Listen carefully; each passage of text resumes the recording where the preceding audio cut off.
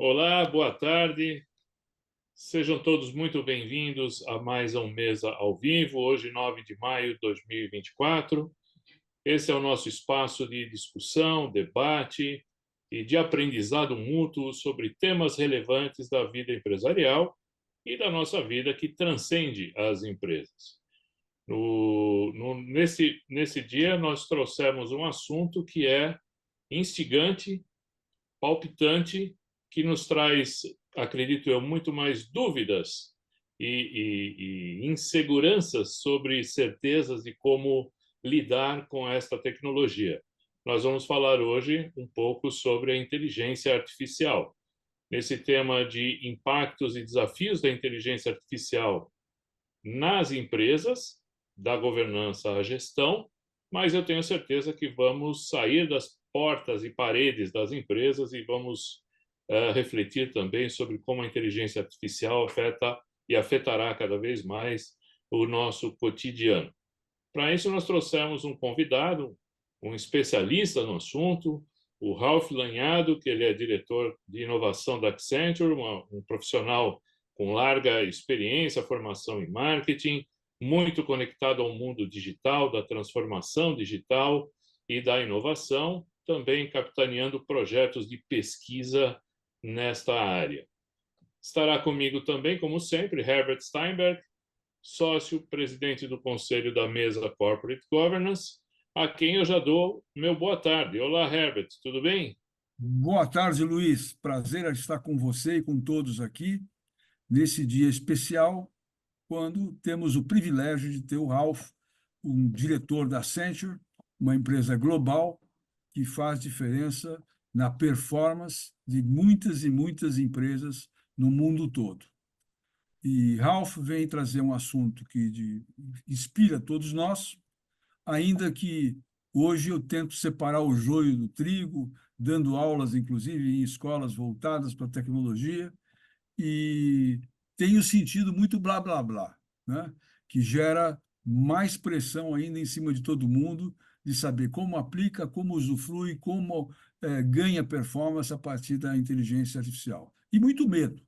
Medo que a inteligência artificial, de forma a, aquele filme de 30, 40 anos atrás, Odisseia no Espaço, que o cara toma o comando e não avisa ninguém, que é mais ou menos o que está hoje permeando por cima da nossa nuvem, da cabeça, das ideias, o nosso medo em relação à própria inteligência artificial. Se de um lado, o medo de se perder empregos, de outro, o modo de transacionar no mundo que saiu do marketing tangível para as influências, da superficialidade que representa as redes sociais, ao modo diferente de transacionar. Hoje de manhã, sem nenhum pedantismo, eu li a edição eletrônica do New York Times, que sai hoje na primeira página, falando das redes sociais que começam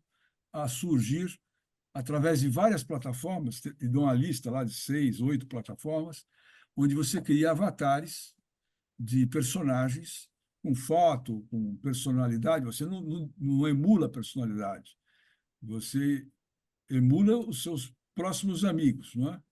E ele lá escolheu 6 rapazes de diversas idades, diversas, inclusive um com viés para ser o terapeuta dele.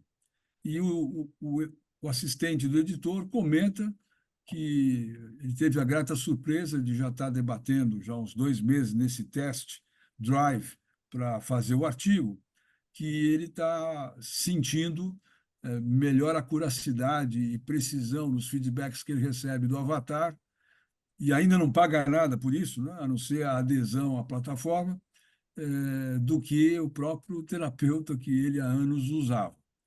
Paralelamente, ele criou 8 amigas de várias idades, girlfriends, como se fala nos Estados Unidos, e está conversando com essas pessoas que foram criadas a partir da própria inteligência artificial. Ele não emulou nada, não dirigiu nada, e uma delas, do nada, manda um poema para ele. Estava fora do script, né? Daqui a pouco, parece que numa alucinação tecnológica, não dele, mas das meninas que estão lá emulando pessoas, o próprio Avatar, convida ele para fazer um hiking. Outra convida ele para tomar um café, porque sente falta, está apreciando muito o diálogo, a relação nova, a nova amizade, mas está sentindo falta de um olho no olho. E convida, o Avatar, a inteligência artificial, convida o cara esse para ir tomar um café, olho no olho. Então, entre a fantasia e a realidade, entre um exemplo específico deste, em que o próprio avatar, a própria inteligência artificial, começa a se confundir quem ela é, acreditando que é, de fato, um ser humano, o resto você pode imaginar. Então, esta fantasia, que é a realidade, somada ao blá, blá, blá, que é a modinha da vez, ao mundo vai ser totalmente diferente a partir de agora, a gente insistiu, não é novidade o tema, entre as lives, entre as palestras, mas a gente insistiu, não, vamos trazer um craque, Ralph, para tanto no olhar da gestão quanto no olhar da governança, poder nos dar mais pistas do que ele está aprendendo e do que ele está enxergando como próximos passos. Ralph, termino dizendo a você muito obrigado pela sua disponibilidade, pelo seu tempo e por estar aqui conosco. Bola com você, Ralph, bola com o Luiz. Muitíssimo obrigado, antes de mais nada, pela oportunidade de estar aqui com vocês.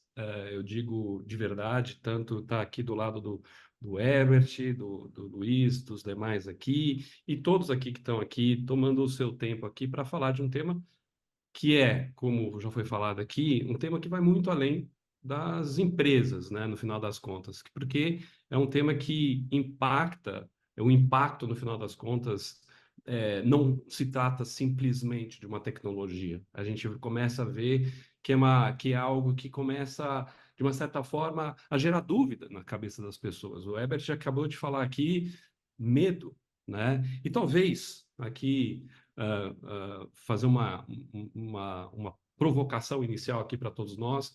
Eu espero que, quem sabe, no final dessa nossa conversa, eu gosto de chamar de conversa porque eu espero que a gente tenha tempo no final para bater um papo, né? Porque todo mundo tem um pedaço desse quebra-cabeça. Mas eu espero que no final dessa conversa a gente não tenha mais medo, né? Porque a única forma de combater o medo, Herbert, no final das contas, é a informação. Então, eu espero poder trazer aqui alguns dados, algumas informações que vão ajudar a gente a, quem sabe, não ter tanto medo e mais esperança, vamos colocar assim. Eu, obviamente, sendo uma pessoa de inovação, sou uma pessoa um pouco, tenho, né, vamos dizer assim, sou suspeito para falar, porque, obviamente, eu olho para esse futuro de uma forma sempre muito otimista, mas eu concordo que nem todos nós trabalhamos em inovação, nem todo mundo tem esse viés que eu abertamente tenho. O fato é o seguinte: como é que um tema que antes, de repente, como esse, e aí o Herbert acabou de falar, né, virou esse buzz, né, como se fala em inglês. De repente, todo mundo fala em inteligência artificial, não se falava tanto antes, e de repente virou aquela coisa que os noticiários, né, aquela coisa batida. Quantas vezes a gente não assistiu noticiários falando, olha, isso não fui eu que falei, foi a inteligência que falou. As pessoas parece que de repente acordaram e se viram diante de uma coisa que deixou a gente, todos nós, deslumbrados. Mas a verdade é que a inteligência artificial, ela, né, para quem convive com isso ou trabalha com isso, diretamente ou indiretamente, já existe há mais de 50 anos. Né? Então, o que aconteceu? O que aconteceu que, de repente, a inteligência artificial ficou tão popular, vamos colocar dessa forma? E, para ajudar a gente a pensar, a gente não precisa ir tão longe, a gente pode sempre pensar através de analogias. A computação, não é, ou a internet, melhor dizendo, não é muito diferente disso. Para quem lembra, né, a gente tinha uma internet que só foi realmente acontecer meados dos anos 90, 95. Mas ela já existia há muito tempo antes, 20 anos atrás, ela já existia, mas de uma forma fechada, aquela coisa de uma aplicação militar. O que aconteceu que a internet, de repente, explodiu? Foi publicado o código da internet. A internet ficou massificada, todo mundo tinha acesso. A inteligência artificial não é diferente. Ela está passando por esse mesmo momento. De repente, uma empresa, que se chama OpenAI, decide publicar essa inteligência e, da noite para o dia, qualquer pessoa tem acesso a essa inteligência. Então, não é algo assim, é um buzz, sim, mas é um buzz que já vinha há muito tempo e era uma questão de tempo que alguma hora alguém ia fazer essa publicação. O que eu gostaria de fazer, comentar aqui com vocês, como uma primeira provocação, porque no final das contas eu quero deixar aqui vários direcionamentos para o nosso dia de hoje, para essa conversa de hoje. A gente está diante de um caso típico de disrupção das empresas.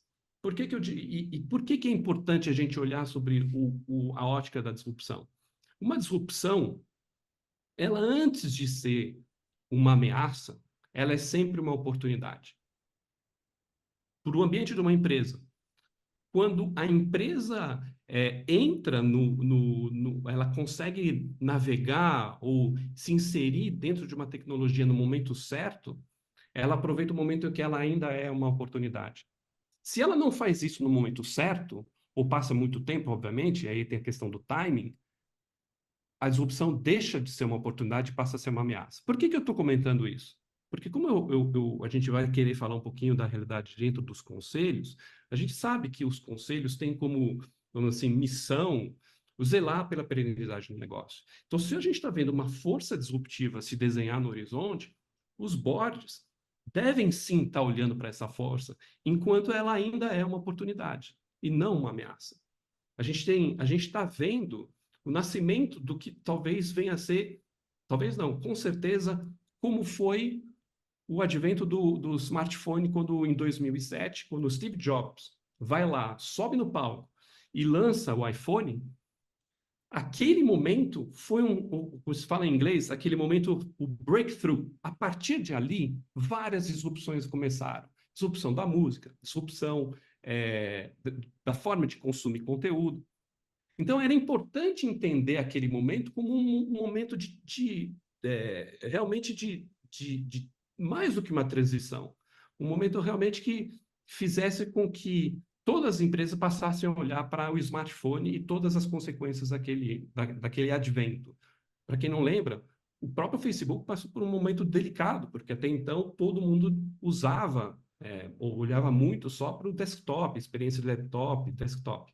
Então, precisou se olhar para o celular e, bom, aí ó, todas as decorrências do celular, né, e-commerce e tudo mais que vieram na sequência.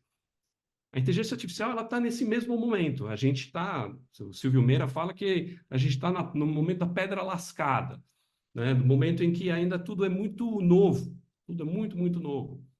Só que as coisas agora elas estão avançando numa velocidade muito rápida. Então, entre o momento, como eu falei antes, de ser uma oportunidade para virar uma ameaça, essa janela ela é cada vez mais curta. As empresas não podem se dar ao luxo de esperar para ver, porque se elas esperarem para ver, talvez seja muito tarde e aí já seja uma ameaça. E esse é o papel que eu gostaria de defender aqui do board ao olhar para a inteligência artificial, muito além dos riscos comuns que se fala tanto, dos riscos que têm que ser mapeados, mas um olhar estratégico. Como é que a inteligência artificial redefine meu próprio negócio? Outro dia eu estava conversando com um conselheiro de um grande banco de investimentos e ele me falou o seguinte: na medida em que a inteligência artificial disponibiliza informações sobre produtos de investimento de uma forma acessível e fácil para qualquer pessoa, ele mesmo, o próprio banco, deveria repensar o seu próprio modelo de negócio, porque a IA permite uma escala nunca vista antes.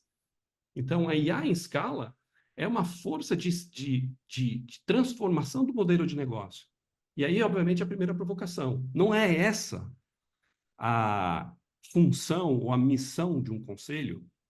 Eu comentei com o Marcati esses dias, eu falei para ele, você sabe, a gente está fazendo um estudo em cima do como está esse tema na pauta dos conselhos. E é verdade que ele está muito incipiente, só que ele deveria ser muito mais do que está.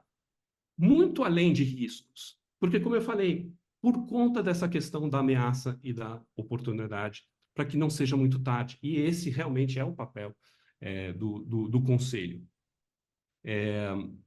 Eu queria também fazer uma analogia, que eu acho que sempre ajuda a gente a pensar direito, nessa questão da ameaça e da oportunidade. Eu estava comentando isso justamente com o Luiz esses dias. Quando apareceu o motor a combustão, quantas pessoas ou quantas pessoas que tinham cavalos ou charretes sobreviveram ao motor a combustão ou acoplaram o motor a combustão aos seus cavalos? Zero.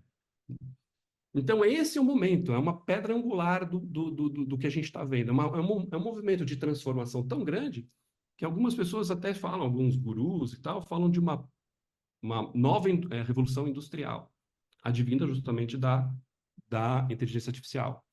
Não se trata simplesmente de pegar o que valia antes de transpor, como a gente viu, por exemplo, quando era a internet. As pessoas não conheciam a internet. Então, elas usavam aquilo que elas conheciam, por exemplo, TV ou mídia impressa, e elas transpunham isso para a internet. Era um uso mal feito da internet, porque as pessoas ainda não sabiam qual era o potencial real daquele novo meio, que era a internet. A gente está vivendo isso dessa forma agora com a inteligência artificial. A gente ainda não sabe qual que é o real potencial do que está diante de nós.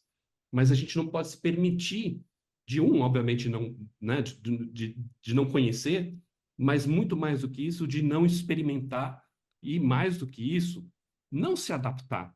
Porque esse é outro ponto. Não se trata de se adaptar, colocar um cavalo com um motor a combustão. Se trata de redefinir completamente o seu modelo de negócio. Eu queria falar um pouquinho sobre como é que funciona, sem entrar em absolutamente nenhum tecnicismo, mais pelo fato que, ao entender como é que funciona, isso nos ajuda a entender as implicações do ponto de vista de riscos e até de benefícios. O que é, afinal de contas, uma inteligência generativa, né? Generative AI? E para isso eu vou recorrer ao próprio nome dela, GPT, essa sigla. O que está por trás dessa sigla? Generative Pre-trained Transformer. Generative, eu acho que é o momento que as pessoas mais se deslumbraram. Pela primeira vez, a gente viu dados criando algo novo, porque até então os dados não criavam nada novo. O máximo que a gente podia ter era a gente podia no máximo, como a gente fala, né? Os dados podiam fazer alguma prescrição ou do que poderia ser feito, mas criar algo novo nunca tinha se visto antes. Mas esse nome ele vem seguido de outra palavra importante: pre-trained, treinada, pré-treinada.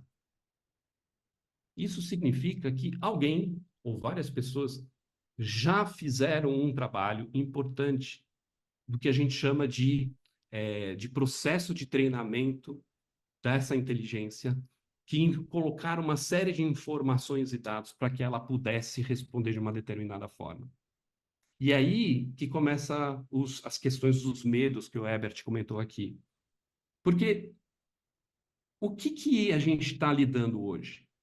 A gente está lidando com um modelo estatístico, nada mais do que um algoritmo. Então, esse buzz todo que o Herbert comentou, eu gostaria que a gente repensasse um pouco e olhasse sobre o que realmente é essa inteligência generativa. Ela é um algoritmo que é capaz de, através de um modelo estatístico, prever o que as pessoas vão escrever. Eu estou, obviamente, simplificando ao máximo, mas é um modelo estatístico. Se a gente olhasse sobre esse prisma, talvez o buzz fosse bem menor.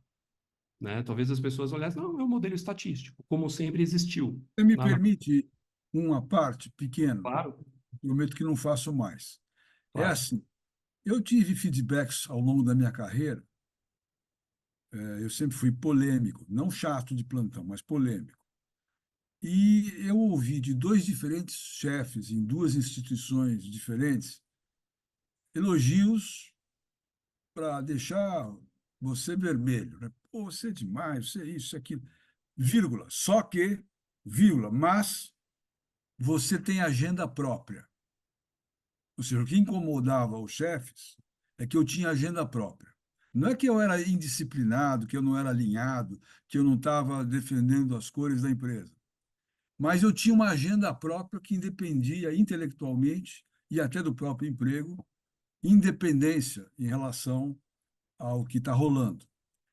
E isto é o que, de forma pouco clara, as regras e as listas, o IBGC, no seu manual de boas práticas, não consegue definir direito o que é realmente conselheiro independente. Bom, o que dá medo, na verdade, é a fantasia, a alguns a certeza, de que a inteligência artificial tem agenda própria e que ninguém controla. Esse é o medo. Desculpe, fechei o parênteses.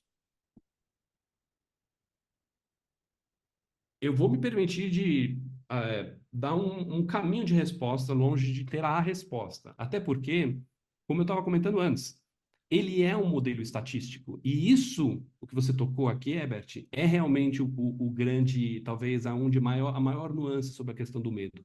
É uma caixa preta. É um modelo estatístico que enfrenta o que a gente chama da necessidade de explicabilidade. Esse termo é o que a gente usa na indústria. Que você tem que ser capaz de dizer o que ela vai dizer. Como é que fica transparência, como é que fica governança quando você fala para as pessoas, para o mercado, para os acionistas, olha, eu tenho um negócio aqui que é fantástico, mas eu não tenho certeza do que ela faz, ou o que as pessoas também falam, se ela vai alucinar. By the way, alucinar também é um termo da indústria, né? Alucinar é ficar falando coisa que não tem nada a ver, nada com nada. Então, esse ponto que o Herbert trouxe realmente é um ponto. A necessidade de explicabilidade. A resposta, talvez, ao que você falou, talvez esteja na própria dinâmica do mercado. A gente viu, ano passado, o mercado americano reagindo aos algoritmos que fazem contratações. Hoje em dia, todas as grandes empresas usam os algoritmos para fazer seleção de candidatos. Né? Aquela coisa, hoje em dia, de ter um ser humano olhando um CV, né? Um currículo, eu não sei, deve ser muito difícil hoje uma pessoa começando carreira, porque até o currículo dessa pessoa chegar num ser humano vai passar por uma série de algoritmos.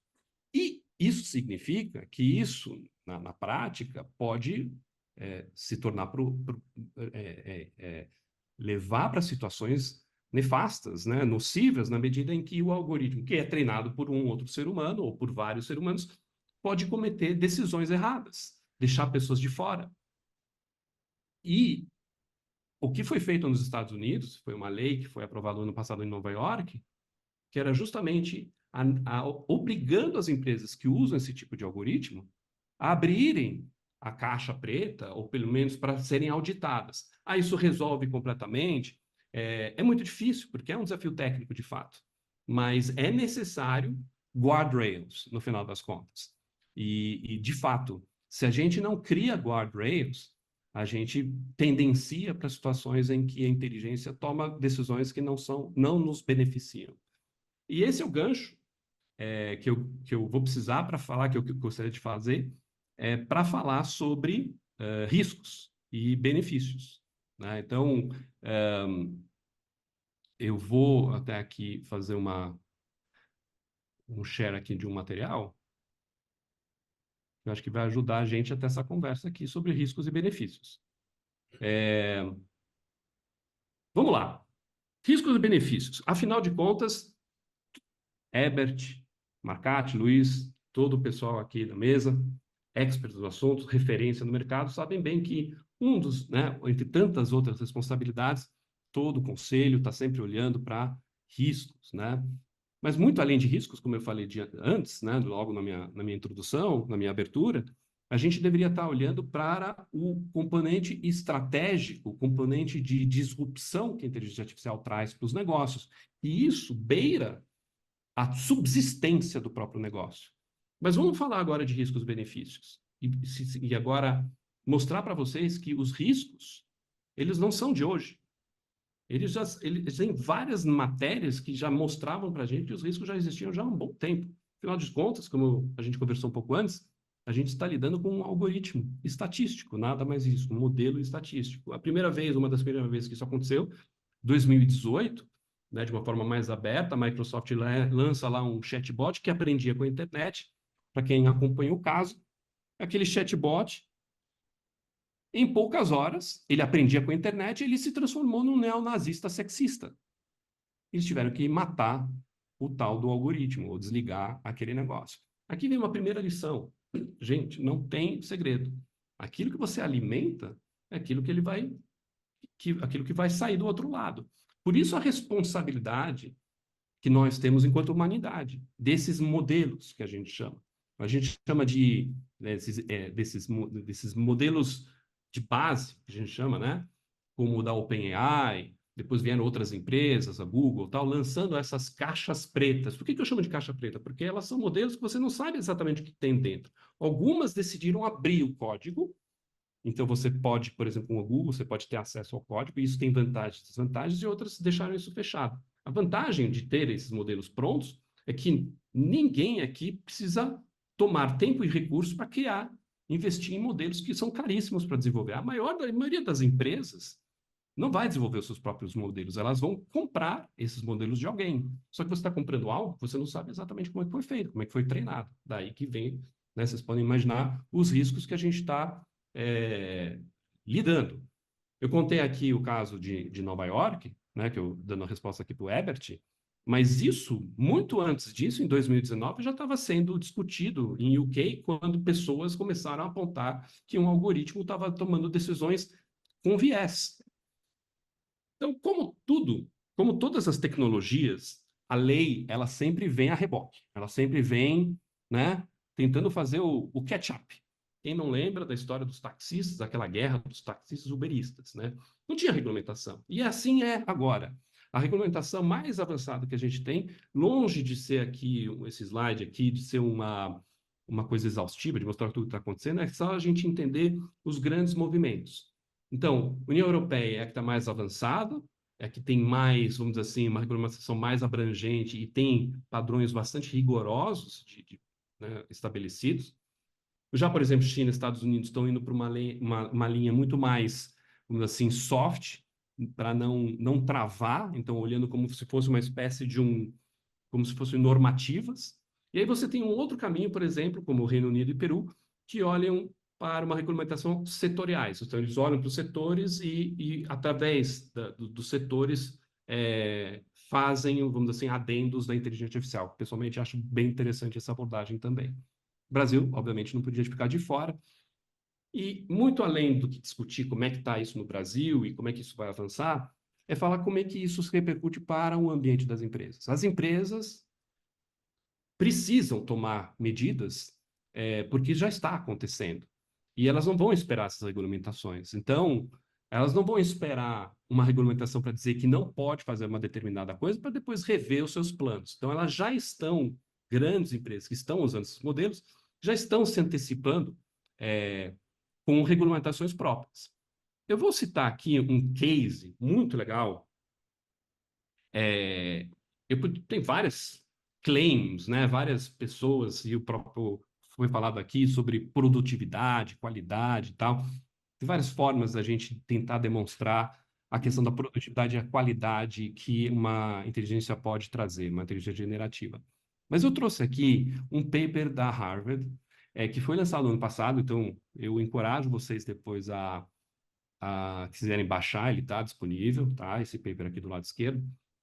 E ele é muito interessante porque ele consegue provar algumas coisas que são faladas por aí, né? Então, eles pegaram um grupo de consultores de consultoria mesmo, né? E dividiram em 3 grupos.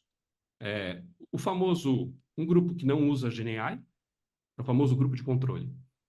Um grupo que usa GenAI, né? Então, agora a gente já sabe, né? Generative AI, né? E um terceiro que usa GenAI, mas que também foi, vamos dizer assim, passou por um treinamento, vamos dizer assim. Qual tipo de treinamento?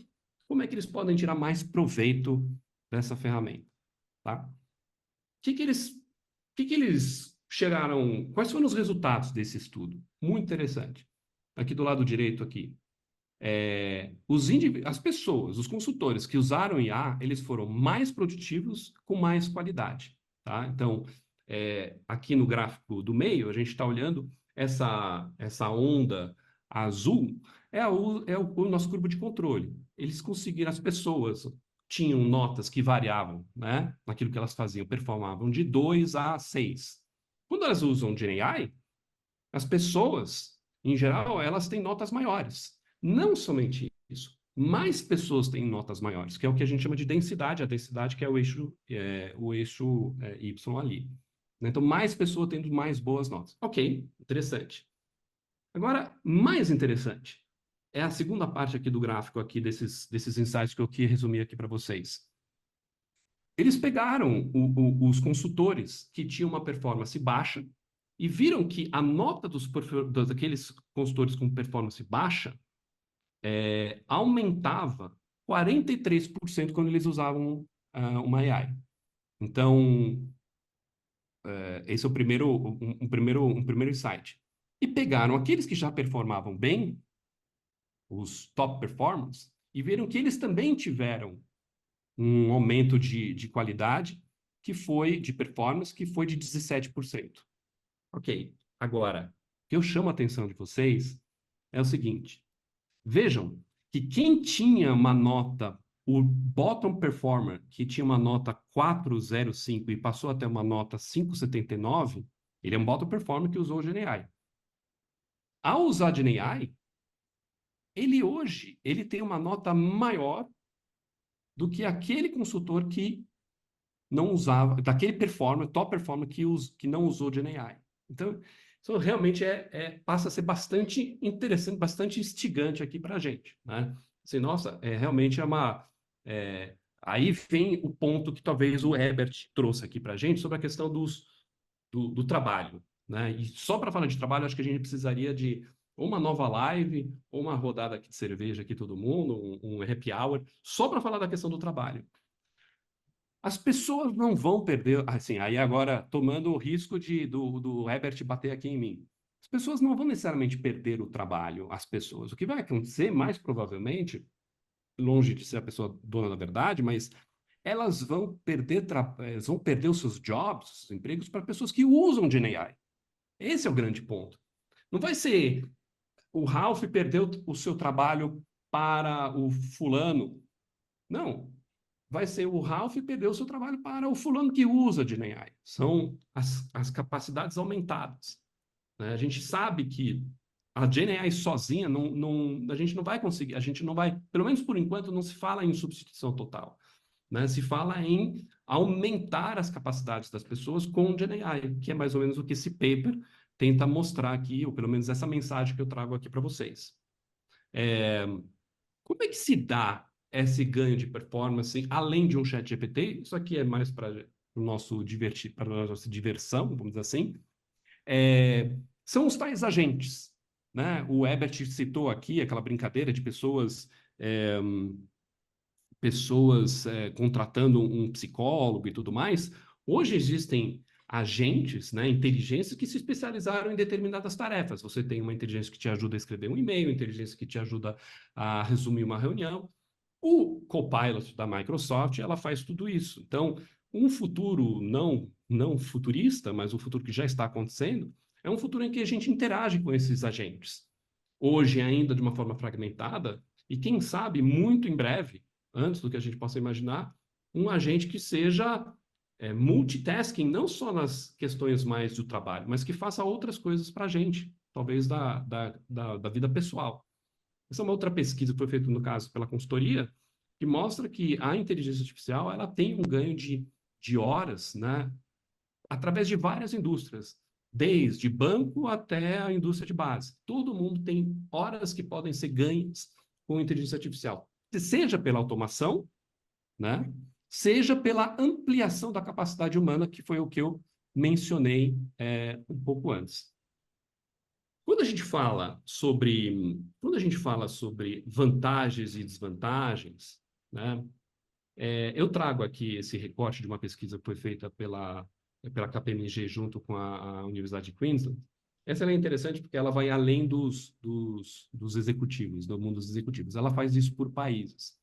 E se você perguntar, então, as vantagens e desvantagens para uma pessoa, vale a pena ou não vale a pena? Aí eu responderia para você, depende. Depende para quem você pergunta, qual país. Países como China, Brasil e Índia são países muito mais otimistas em relação à inteligência artificial e os seus benefícios. Já países como a França, né, a Europa, vamos dizer assim, de forma geral, são países que são muito mais reticentes em relação aos seus benefícios. Então, quais são os desafios que uma inteligência artificial, ou o famoso que eu falei antes, desses modelos de base, colocam as empresas? Quais tipos de desafios elas têm que enfrentar? Elas têm desafios de custo, esses modelos não são baratos, desafios éticos, legais, como a gente já falou, desafios de segurança, de privacidade, acurácia, para elas não ficarem alucinando, interpretabilidade, que eu comentei antes, e um que é geralmente pouco falado, ou não tanto quanto deveria ser, que é os desafios de sustentabilidade. Porque isso me chama muita atenção, não se fala tanto disso, mas esses modelos são extremamente dispendiosos em termos de pegada de carbono. Então, você tem uma empresa que está fazendo um trabalho enorme, o próprio board olhando para essa questão e não tá questionando a questão da sustentabilidade desses modelos. O GPT-3, né, calcularam ali a pegada de carbono dele, custou, em termos de emissões, o equivalente a 550 idas e vindas, né, de um avião de costa a costa nos Estados Unidos. Quais são as respostas, ou tentativa de resposta para cada um desses desafios? Então, você tem que olhar de uma forma custo-benefício, você tem que olhar com segurança para como é que você vai colocar essas inteligências. E um outro ponto também, que é o famoso fine-tuning. O que é o fine-tuning? Esses modelos, eles, como eu comentei antes, eles vêm prontos. Mas eles não estão adaptados à realidade de uma empresa, porque eles não têm a minúcia, eles não têm vamos dizer assim, a fineza, vamos dizer assim, dos dados da realidade de uma empresa. Então, a empresa ainda tem que pegar esses modelos e adaptar à sua realidade. Então, isso também é importante. Não basta simplesmente pegar uma inteligência e colocar ali. Vamos falar um pouquinho de governança e logo mais eu abro aqui para perguntas. Quando a gente vai falar de governança, aí vem um dado assustador. Esse aqui eu trago aqui da PwC. 2023, perguntaram para 500 executivos e eles disseram que 35%, eu espero que esse número já tenha mudado, dos executivos falaram que a sua empresa está olhando para melhorar a governança de IA dos seus sistemas. Diante de tudo que eu falei antes, a gente deveria estar com esse número muito mais alto. Então, aqui vem a pergunta, como é que a gente pode engajar o conselho no tema de IA? E para isso, eu vou trazer aqui uma série de perguntas-chave, longe de ser exaustivo, mas muito mais direcionadores para uma conversa estruturada dentro do conselho. A gente sabe que o conselheiro tem que fazer boas perguntas, então aqui estou dando uma cola para todo mundo aqui, que amanhã, espero, possa estar no conselho discutindo inteligência artificial. E eu peguei esses blocos, não por acaso, tá, gente? Esses blocos, eles fazem parte de 4 blocos que são os blocos essenciais para uma inteligência artificial madura dentro de uma companhia. Ela tem que ter estratégia e sponsorship, ela tem que ter data e IA no seu core, né? Eu brinco, eu falo, todo mundo fala que data is the new oil, né? O novo óleo, né? O novo petróleo. Eu digo que se o data is the new oil, então a inteligência artificial é o oleoduto, né? Então, empresas que se prepararam, fizeram sua lição de casa em data, elas estão muito mais preparadas para fazer a próxima lição de casa. Então, fundamental. Não dá para falar em inteligência artificial sem você ter olhado para a sua lição de casa anterior. Talento e cultura. Mexe muito com as pessoas. Aquela questão que o Herbert logo trouxe. Fala assim, nossa, vai substituir as pessoas? Discussões sobre skilling, reskilling. Né? Como é que eu amplio o trabalho das pessoas? Como é que eu trabalho a cultura de uma empresa com inteligência artificial? E, por fim, não por última, mas também a questão da responsabilidade. Vocês percebem que, no final das contas, discutir responsabilidade é um dos tópicos, e não o único tópico, super importante, mas não deveria ser o único que deveria ser falado. Para finalizar, tá? Para a gente poder ter um momento aqui de perguntas. Futuro. Eu gosto de fazer essa provocação com um ponto de interrogação. Por quê? Porque eu estou longe aqui de ser o dono da verdade, né? Então, o futuro, qual poderia ser o futuro? Então, eu não vou falar especificamente quais são, mas eu vou dar algumas coisas para a gente pensar aqui juntos. Primeiro, eu falei dos agentes, né? A gente tem um futuro em que esses agentes vão começar a ficar cada vez mais presentes na nossa vida. Eles vão começar a tomar decisões cada vez... Eles já tomam várias decisões na nossa vida.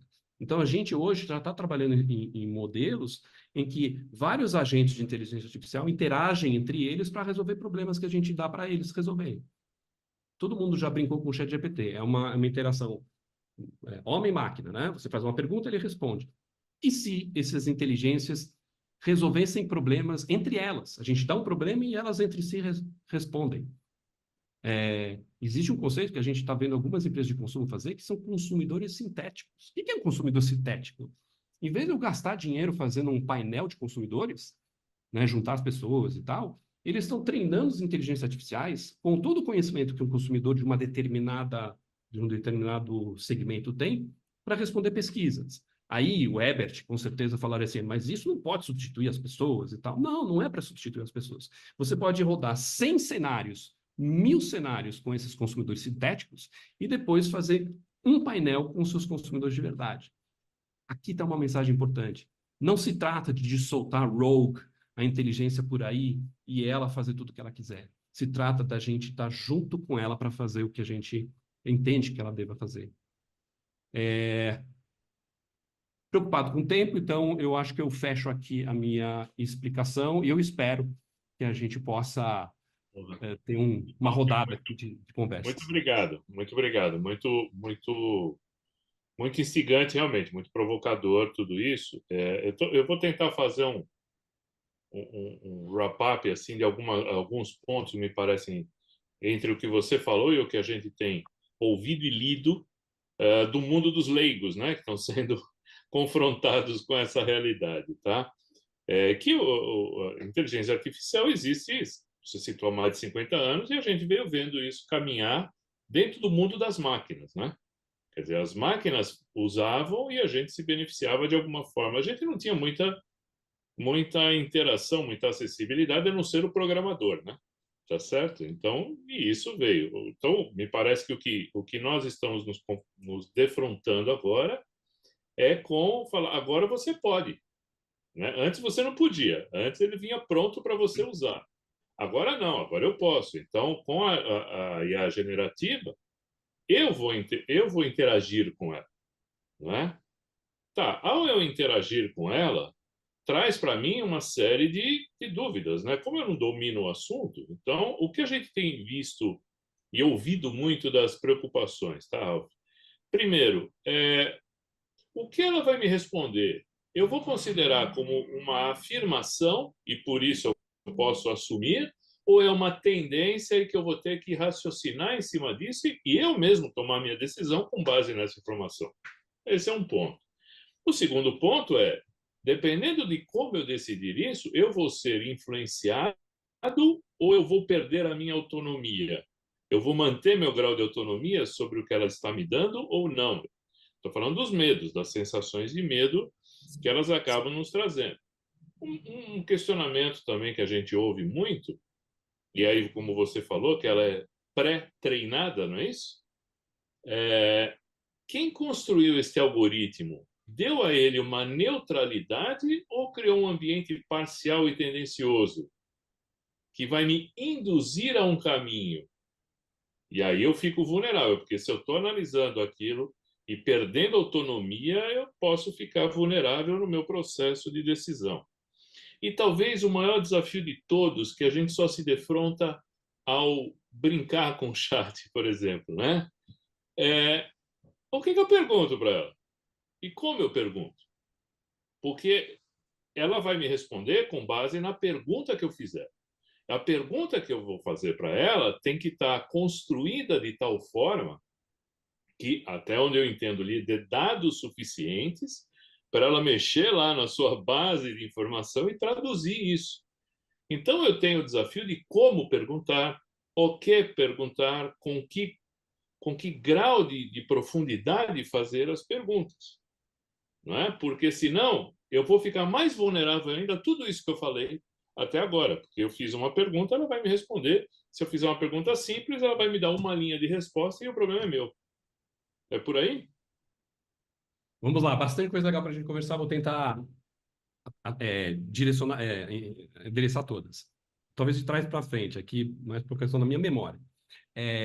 O que você mencionou aqui é um termo que algumas pessoas já acham um pouco pomposo, que chamam isso de engenharia de prompt, né? Então, não sei se é a caso de chamar isso de uma engenharia, mas, de fato, se você sabe fazer uma boa pergunta, você tem uma boa resposta.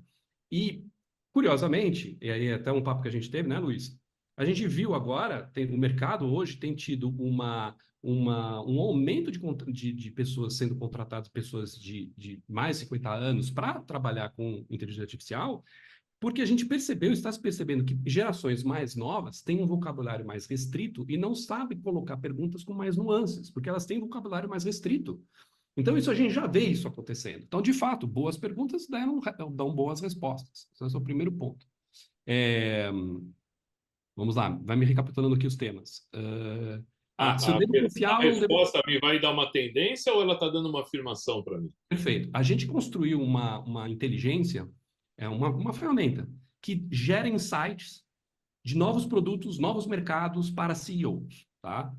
Aí você vai falar assim, a gente consegue, a inteligência permite isso, tá? Qualquer modelo LLM, calibrar vamos assim, o nível de alucinação, vamos colocar assim. Estou sendo uma forma um pouco mais, sei lá, uma forma mais lúdica. Você pode calibrar isso, você consegue colocar isso de uma forma que ela não alucina. Claro que o nível de criatividade diminui. Então, você tem formas de mitigar isso. Então, essa é uma forma técnica. Mas, por isso volta em relação de uma das mensagens que eu passei aqui.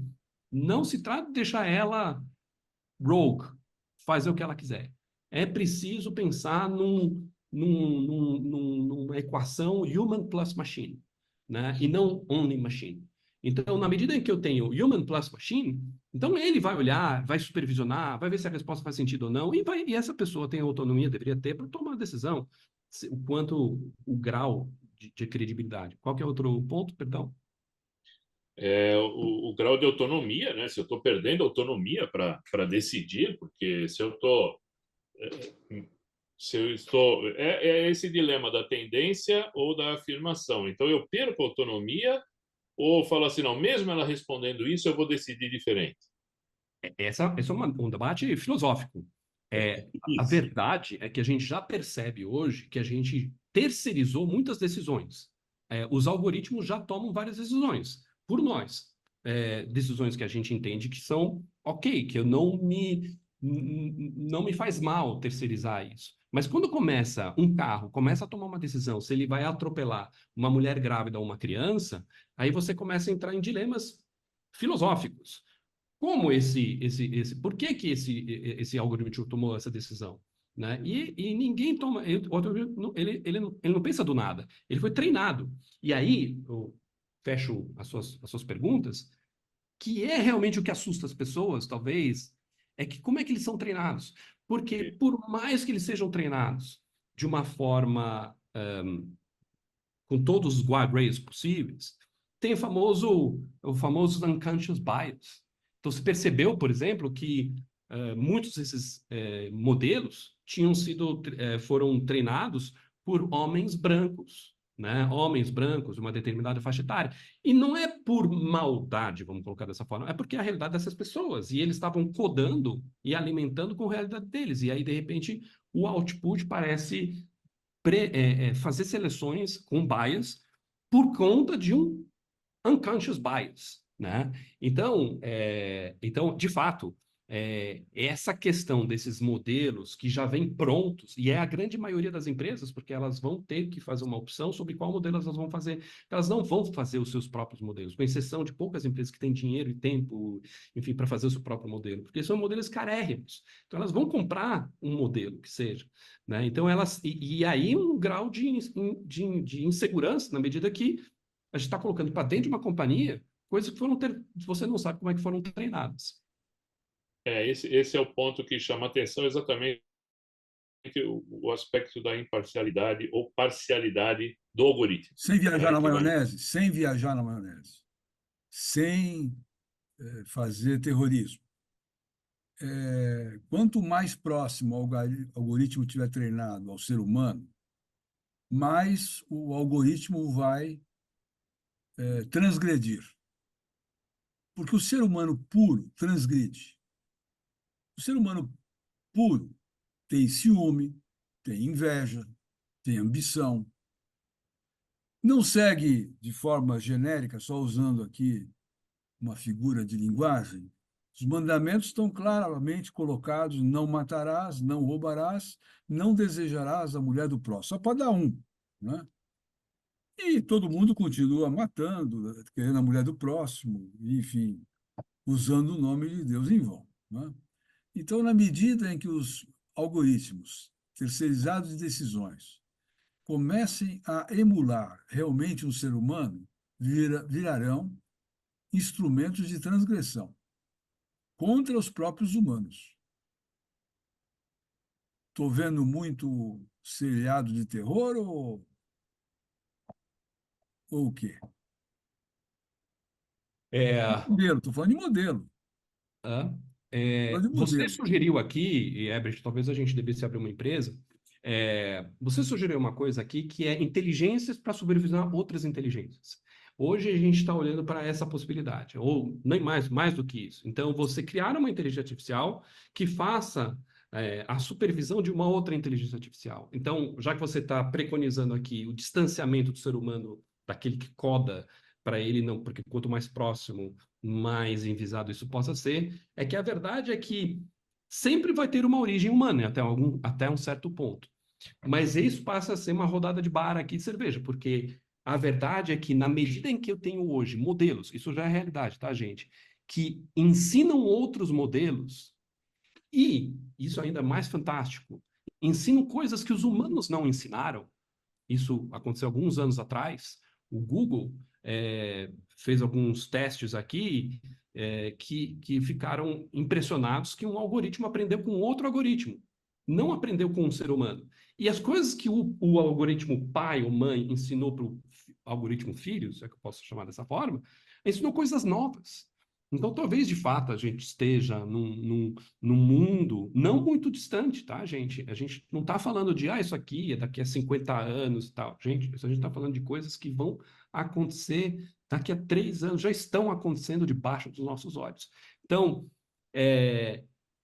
para a gente não sair aqui com sensação de Blade Runner, né, para os amantes da ficção, eu acho que volta à questão da mensagem de guardrails e acompanhar isso de perto. Nunca vai ser algo feliz, totalmente feliz. A gente vai ter que conviver com coisas boas e coisas ruins, como todas as tecnologias. Não existe ou um ou outro. A gente vai viver com... E também, né, Ralph, o quanto de compliance elimina a inovação, né?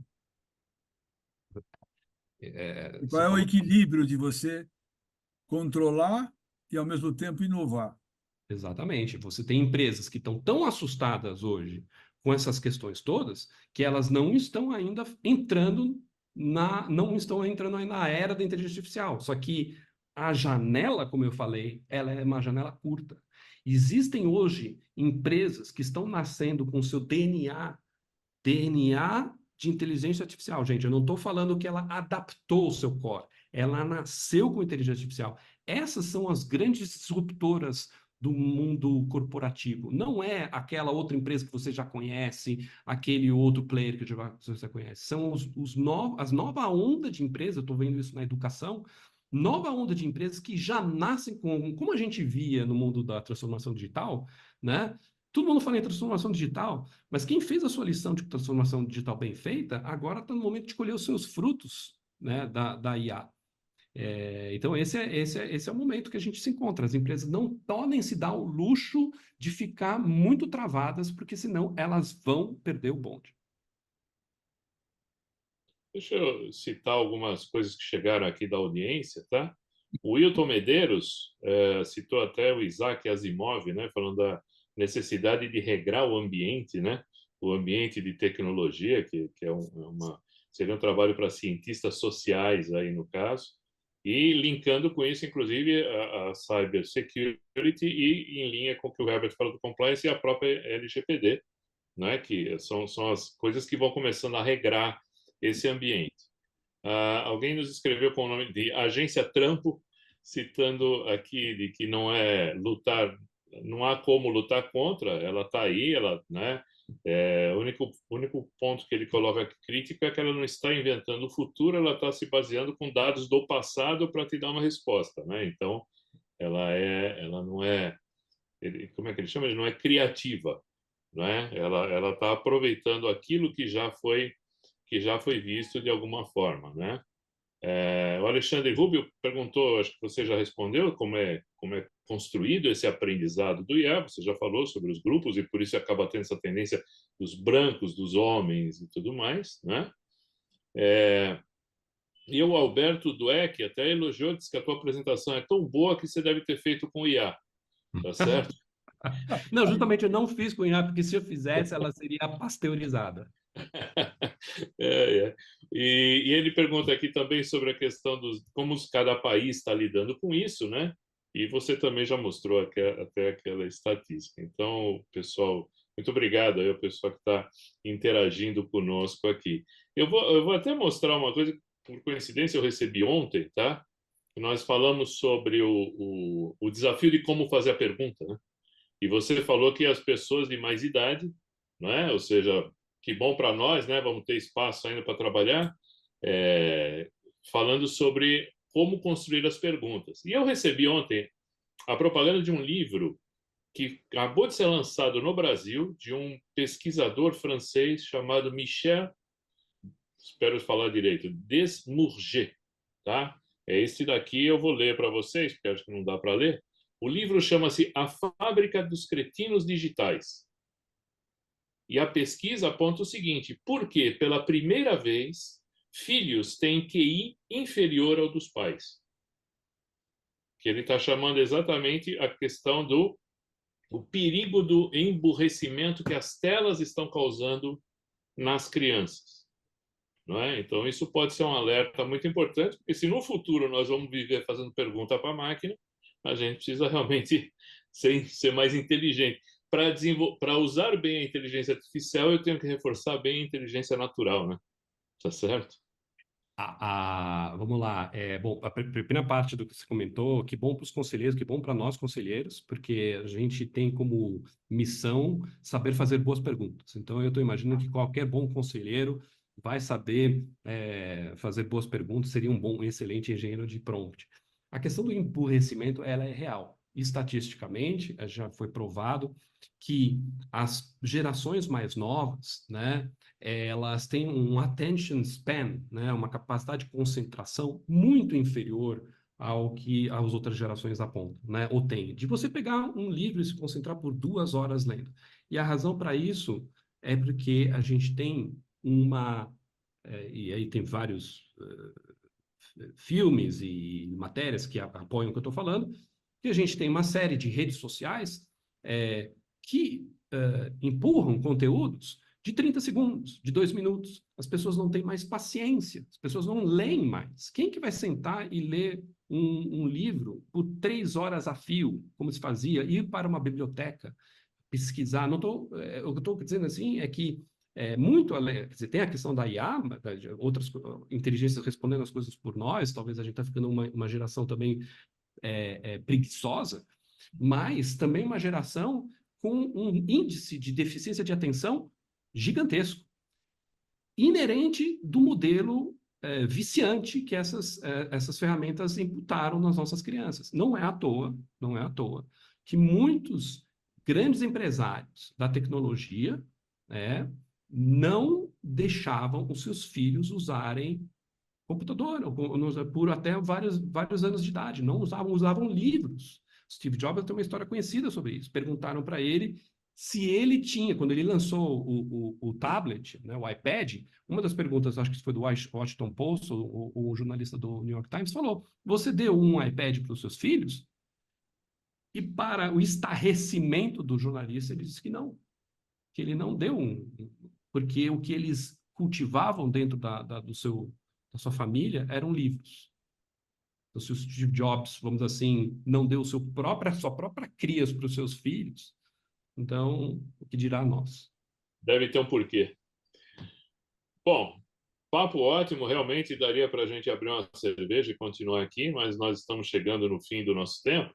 Ralf, deixa uma mensagem para todos nós aqui sobre esse mundo, o que virá, sem querer ligar sua bola de cristal. Não, de forma nenhuma. Acho que os gurus, desconfiem de gurus, né? Num ambiente tão agitado e que todo mês tem algo novo que apareça.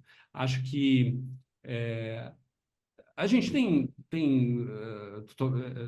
a gente pode, a gente basicamente qual que é a nossa postura diante de tudo isso que está acontecendo? E a nossa postura é sempre de querer aprender a conhecer. Essa é a melhor forma de combater o desconhecimento, o medo, né? É aprender, é conhecer. É o que todos estão fazendo aqui hoje, dedicando 1 hora do seu tempo para ter essa conversa. E entender que talvez no final das contas, as coisas nunca vão ser ou boas ou ruins, no final das contas. E é a nossa capacidade como seres humanos de lidar com essa dualidade, de lidar e estar continuamente acompanhando. Esse é o nosso papel, enquanto líderes, de estar continuamente acompanhando, seja como interessados, como vários que estão aqui, ou como pessoas que estão também liderando conselhos ou pessoas que estão liderando a gestão de empresas. Então, essa é a minha mensagem. Se interessem pelo tema, não deixem esse tema assustar vocês, porque eu acho que quem souber, quem navegar essa onda, vamos colocar assim, vai poder estar, talvez, num momento do futuro do carro, quando nasceu o motor a combustão. Então, podemos ter aí novas gerações de empreendedores incríveis para aqueles que, assim, quererem enfrentar esse mundo. Muito obrigado, Ralf. Muito obrigado. Foi uma aula para a gente e uma provocação muito profunda, acho que para todos nós. A gente vai ter muito o que pensar ainda pela frente. Herbert, sua mensagem. Todo mundo que costuma nos assistir sabe que a gente, no dia seguinte, sempre sobe isso para o YouTube para possibilitar quem queira assistir de novo, e aqueles que não puderam estar ao vivo neste horário podem fazê-lo através do YouTube. Eu infiro que esse tema, entre nós que estávamos aqui com você, será revisitado pelo menos uma vez por cada um de nós, porque você disse e tocou em situações que merecem a gente prestar mais atenção do que simplesmente a informação passar pelo ouvido. Além disso, além de te agradecer, Ralf, a sensação que eu tenho, e provavelmente meus sócios, é que foi um privilégio poder contar com você na física e com você na jurídica como o diretor de inovação da Accenture. Então, privilégio mesmo, muito obrigado. Obrigado a vocês, obrigado a essa oportunidade de poder passar 1 hora aqui do nosso tempo e, como se fala, né? Looking forward, mais conversas, porque é um tema que eu acho que é apaixonante e rende muito mais conversas. Cada uma dessas coisas poderiam render várias discussões muito, muito interessantes. Obrigado mais uma vez, Luiz, pelo convite, Herbert, pela possibilidade e todo o time da mesa. Muito obrigado. Obrigado, Ralf. Obrigado, Herbert, pela companhia. Obrigado a todos que participaram aqui. Eu vou só deixar como mensagem uma frase que eu ouvi esta semana do comunicador Marcelo Taz, exatamente comentando sobre os medos que vêm aí pela frente. Ele falou, bom, se a gente está com medo de perder o nosso trabalho para um robô, o que a gente precisa fazer é parar de trabalhar como um robô, né? Vamos adiante, vamos aprender a usar a tecnologia a nosso favor, da nossa empresa, da nossa vida. A todos, muito obrigado por estarem aqui conosco. Um grande abraço e até a próxima mesa ao vivo.